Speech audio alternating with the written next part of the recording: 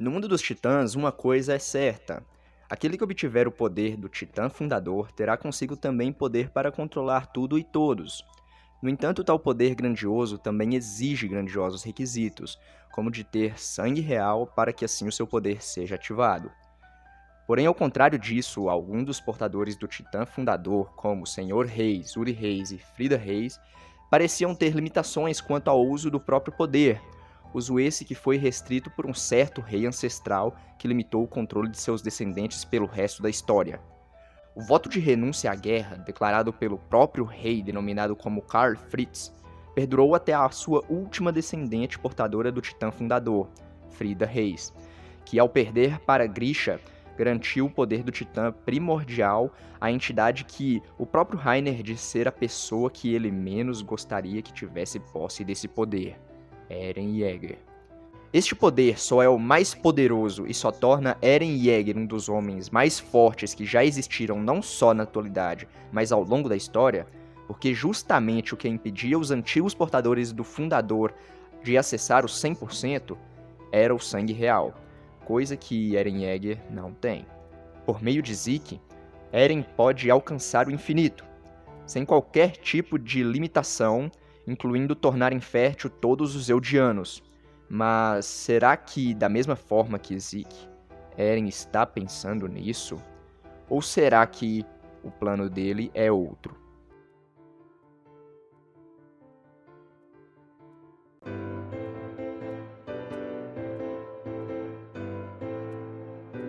E olá pessoal, sejam todos muito bem-vindos ao canal.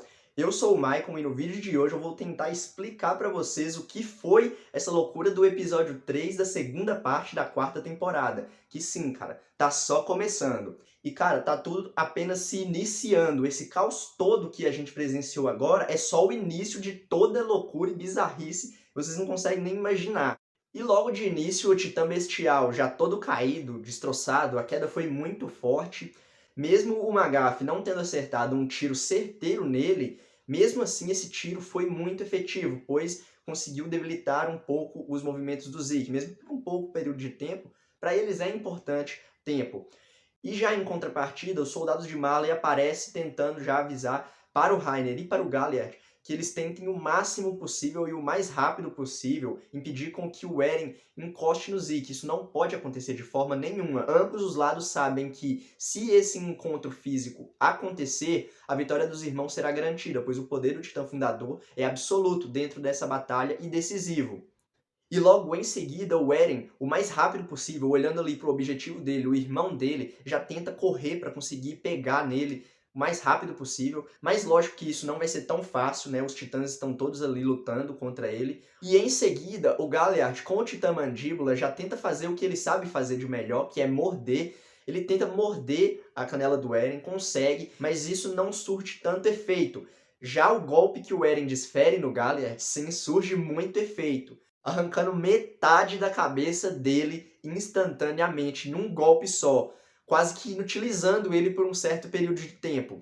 E com tudo acontecendo ao mesmo tempo, o Eren no mesmo momento do golpe já é atingido por outra bala do Magath. O Titã Carroça de alguma forma está ativo, tentando combater também à distância, porém os Jägeristas estão perto dele e provavelmente eles não vão conseguir mais efetuar tantos disparos, uma vez que eles vão ter que se preocupar, lógico, com os inimigos que estão logo ao lado deles. A Mikasa e o Eren, logo vendo isso, já tentam fugir dali. É engraçado que eles, mesmo tendo um pensamento bem centrado, ainda não possuem total certeza se o que eles estão fazendo está sendo certo, se eles devem mesmo apoiar o Eren. Eles decidiram isso, mas na cabeça deles isso não é uma certeza absoluta de que vai ser o certo a se fazer. Aliás, o Eren ainda está bem estranho. E no mesmo momento, a imagem já pula para o Zeke, e a gente já sabe que ele está pensando em gritar, ele está mesmo pensando nisso, é a única solução que ele arruma ali no momento. E no mesmo instante, o irmão do Falco com o Falco já aparece para tentar impedir ele de fazer isso. As consequências seriam catastróficas. O Falco com certeza não teria volta depois de se tornar um titã. Eles, com o apelo emocional para tentar mostrar que o Falco iria se transformar em titã, com isso eles tentariam impedir com que o Zeke gritasse. Bom, será que vai ser o suficiente? Óbvio que não. O Zeke tem na cabeça dele que o plano de tornar infértil todos os Eldianos é o seu objetivo máximo. E mesmo eles tentando negociar com ele, ainda não é o suficiente, ele vai e grita, e causa um caos instantaneamente nesse momento. Este momento, para mim, foi um dos mais decisivos nessa luta inicial de agora, pois tornou todo mundo em Titã e o que antes estava meio organizado para Marley se tornou uma bagunça total. O planejamento estratégico deles, a partir daquele momento, já foi todo bagunçado, com todos os titãs aparecendo. Todos eles tiveram, de alguma forma, que se adaptar ao novo combate, né? Que surgiu naquele meio catastrófico. E o Falco se tornando titã e vaporizando totalmente seu irmão instantaneamente, deixando ele só nos ossos, já pula diretamente no Reiner, bem no pescoço, para tentar de alguma forma ali se alimentar, aquela vontade louca de titã. E o Reiner pensa, será que é pro Falco que eu vou morrer agora? Será que é isso que vai acontecer? E não. Aquele toque que ele deu no Galliard para tornar ele consciente, na verdade foi que vai decretar a morte dele, porque ele sai do titã e no mesmo instante, num instinto ali de titã puro, o Falco já pula em cima dele e já abocanha. E ali nós temos o novo portador do Titã Mandíbula, o Falco. E aí, com certeza, o momento mais decisivo de todos já começa a acontecer. O Reiner, com tanta raiva, desfere um murro muito forte na cara do Titã do Eren. Porém, naquele mesmo momento, ocorre um endurecimento e o Eren, de alguma forma, sai do Titã, indo em direção ao Zeke. E isso, o maior perigo de todos, eles tentando impedir a todo custo, está prestes a acontecer. O Zeke também, já em momento de desespero, tenta fazer de tudo para tentar alcançar o Eren. E o Reiner também, né, se desprende com toda a sua raiva, tentando fazer de tudo. Todos estão tentando fazer de tudo para conseguir fazer seus planos darem certo, né? Os dois lados. E aí, quando todo mundo estava lutando, o Zeke chama o Eren para chegar mais próximo dele, ali o mais rápido possível. E nesse momento, a câmera de todas as outras lutas pausam, e aí vem o momento que com certeza é o mais impactante do capítulo, que é o momento onde a Gabi pega um rifle imenso, próprio para matar Titã, aponta pro Eren e atira. E com esse tiro, ela consegue arrancar a cabeça dele fora. Isso mesmo, ela arranca a cabeça dele completamente inteira. Nesse momento, o Zeke fica completamente aterrorizado, porque a única chance do plano deles dar errado acontece. A cabeça do Eren sai voando e no exato momento a gente também tem uma mudança de cena, onde a cena vai pro momento em que o Eren está conversando com o Zeke na cidade de Marley, num momento do passado. Na cidade, eles estão conversando sobre algumas coisas, sobre o plano de eutanásia dos Eldianos, do Zeke, e o Eren também conversa com ele sobre essas coisas, né, falando que ele teve uma certa visão em algum momento, né, que para quem não se lembra, essa referência que ele faz é sobre a visão de quando ele beija a mão da História. Ele tem uma visão ali que mais pra frente o pessoal que acompanha o anime vai saber o que que é, o pessoal que acompanha o Mangaloja já sabe o que que foi essa visão, né. Entre essa conversa deles, o Zeke cita a Helena falando, né, que se ela havia falado pro Eren sobre o plano do Zeke, né, que logo depois iria se desenvolver para o plano para deixar os Eldianos todos inférteis.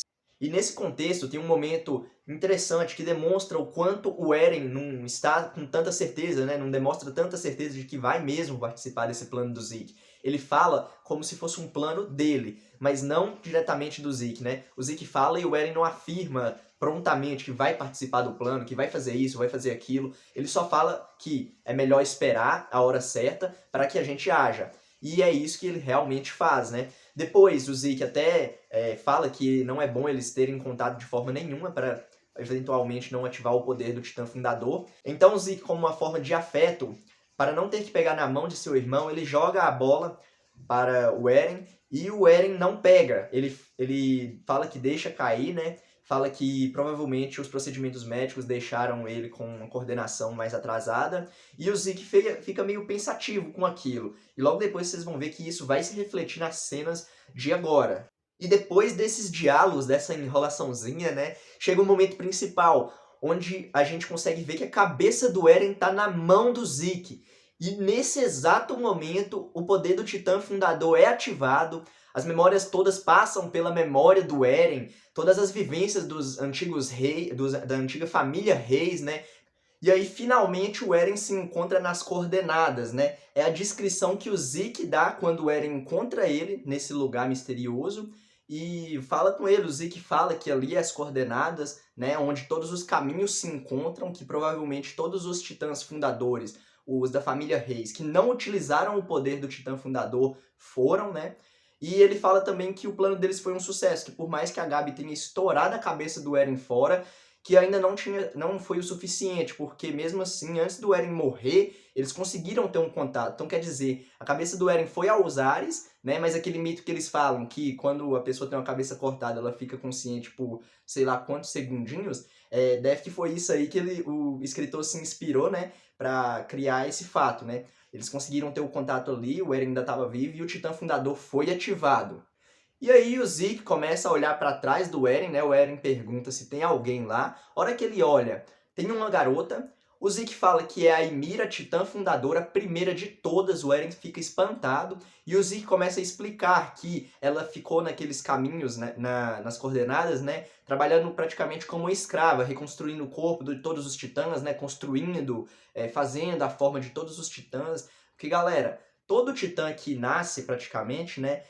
Como eu consegui perceber, é a Ymir que constrói, né, a fisionomia do Titã. Todos os Titãs foi ela que construiu a fisionomia, entendeu? E aí o que acontece? O Eren fica com pena dela por ela ter sido escravizada por aquele lugar, né, por tanto tempo, né?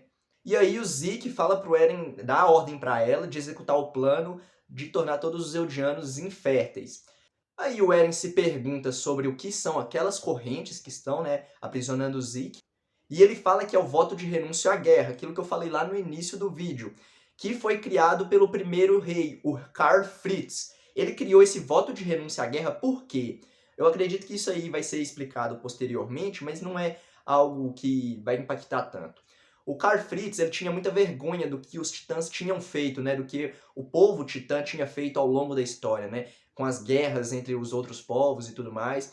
E aí ele decide criar o voto de renúncia à guerra, que mesmo que os próximos reis queiram fazer conflitos, eles não vão ser, eles vão ser impossibilitados, né, por esse voto dele, essas correntes. O Zeke quer simbolizar isso, que todo rei que obteve o Titã Fundador não conseguia, né, utilizar o poder dele para o mal, né? Tanto que vocês podem ver que nas cenas, né, onde aparecem os antigos reis, os antigos da família Reis, né, como o Uri Reis, a Frida, eles falavam que iriam mudar o mundo, né, que iriam exterminar os titãs, varrer os titãs da face da terra, e depois que eles adquiriram o poder do Titã Fundador, eles desistiam disso, né? Os olhos deles ficavam mais fechadinhos assim, como se eles estivessem mais desanimados, sabe, por saber a verdade de tudo. Bom, é isso que ele fala e pede para o Eren realizar o objetivo deles logo. Ali é a ocasião perfeita, porque o Zeke, como tem o sangue real, né, ali ele dá a entender que todos os que têm sangue real são acorrentados. Porém, por o Eren não ter o sangue real nas veias dele, ele é o único que tem a total liberdade de agir como ele bem entender, sem restrições nenhuma. Ele pode dar a ordem que ele quiser.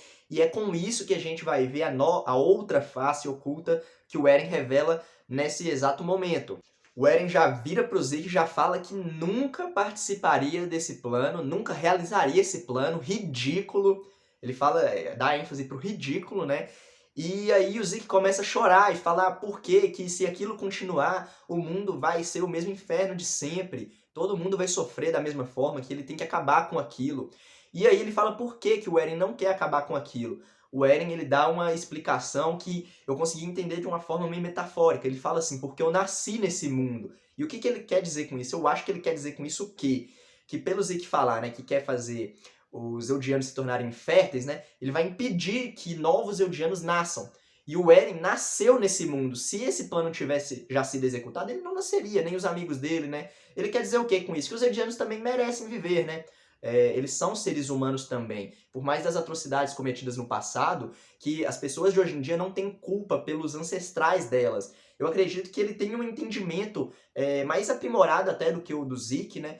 Porque, querendo ou não, você acabar com uma raça dessa forma, como o Zeke está querendo, poderia resolver o problema, mas resolveria o problema só para uma parte, entendeu? Para outra parte não resolveria, porque a função das espécies é se reproduzir, né? É perdurar ao longo da história. E é isso que eu acredito que o Eren quer. Ele quer que a espécie dele perdure, né?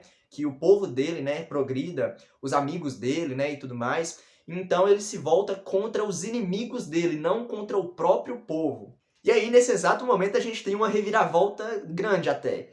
O Eren chega até a Ymir, a fundadora, e fala pra ela assim, me dê o seu poder. E ela ignora ele e vai pro Zeke. E ele fica sem entender, né? E aí o Zeke se revela, né? Ele fala que ele passou por aquele lugar por muito tempo e que ele aprendeu muita coisa naquele lugar, né? Com esse tempo. E que, inclusive, com esse tempo todo que ele teve, ele conseguiu desfazer o voto de renúncia à guerra feito pelo primeiro rei. Ele conseguiu sair dessa exceção e que agora ele é o portador do Titã Fundador. Ele que tem o poder, que ele usou o Eren como uma chave. Que ele sabia mais ou menos, né, que o Eren iria tomar essa decisão, mas que ele queria, né, ver se o Eren mudava de ideia, se o Eren iria mesmo continuar, né? Ele não acreditava 100%, né? Ele tinha uma esperança de que o irmão dele poderia mudar. E bom, não foi o que aconteceu, né? O Zeke fala que aquelas correntes criadas de barro, né, que eram criadas de barro, né, ele se soltou e aí aparece o Eren acorrentado, né? O Eren fala, como assim isso está acontecendo, né? Ele já começa a achar mesmo que o Zeke tá com o poder do Titã Fundador, mas se lembrem que é o Eren que é o portador, né? O Zeke ele fala isso, mas a gente vai ver como isso vai se desenrolar, né? Ao longo da história, a gente tem que se lembrar que o Eren é o portador do Titã Fundador, não o Zeke. E provavelmente o que deve ter acontecido nessa parte é que como o Eren precisa do sangue real para ativar o poder do Titã Fundador, então com o contato dos dois, o Eren tem uma parte de sangue real, mas o Zeke tem uma parte de Titã Fundador, entenderam? E é uma conexão meio que mútua, né? Mas ao desenrolar da história, a gente vai ver como que isso aí vai se desenvolver. E com tudo isso, o Zeke explana um novo pensamento dele, que é o quê? Ele começa a falar que tudo aquilo era culpa do pai deles, né? O pai do Eren e do Zeke, o Grisha. Ele fala que por ele ser maluco, ele influenciou, fez uma lavagem cerebral no Eren e que ele iria salvar o mundo junto do Eren. E aí ele pega e meio que encosta no Eren, né, com a cabeça, e aí faz os choquezinhos lá do Titã, né, a conexão. E aí o plano dele é fazer o quê? Conseguir mostrar pro Eren com o poder do Titã Fundador que o pai dele fez uma lavagem cerebral nele e que o mundo não é daquela forma que ele enxerga, né? Vai querer fazer o Eren enxergar de outra forma. Será que vai ser isso acontecer? Bom, isso é o que nós vamos ver. Com as primeiras impressões, a gente já pode ver que esse episódio ele não foi adaptado com um episódio do anime e um episódio do mangá direitinho, foi um pouco mais de um episódio do mangá, entendeu? Então provavelmente eles já vão começar a encurtar o mangá para conseguir caber mais nos episódios, né? Eu ainda acredito que vai acontecer um filme no final, com uma luta bem da hora, sabe? Eu acredito que vai ser assim que vai se desenrolar, mas vamos ir acompanhando para ver, né? Porque esse povo que mexe com animação a gente nunca sabe, né? Nos próximos episódios vai acontecer muita coisa mesmo. Os maiores acontecimentos de todos vão ser nesses próximos episódios agora, né? Principalmente depois de uma viagenzinha que eles vão dar aí, né? Esse toque que o Zeke deu na cabeça do Eren, assim, fez a conexão, vai fazer eles darem uma viagenzinha aí por lembranças, e vocês vão descobrir muitas coisas novas, muitos poderes que vocês não sabiam que existiam, principalmente do Titã de Ataque. O Titã de Ataque tem um poder oculto que muita gente ainda não sabe qual é, né? E vai ser revelado isso. E depois dessa viagenzinha deles aí, vai acontecer toda a bagunça que vocês vão ver que, nossa senhora, vai virar um furdúncio. Então é com isso que a gente vai finalizando por aqui. Eu espero que vocês tenham gostado de coração. E se tiverem gostado mesmo, eu não peço muito, só deixem um like aí, comentem alguma coisa. Se tiverem alguma dúvida, eu estou totalmente aberto para responder a dúvida de vocês. Eu desejo muitas felicidades na vida de vocês. Um forte abraço e falou!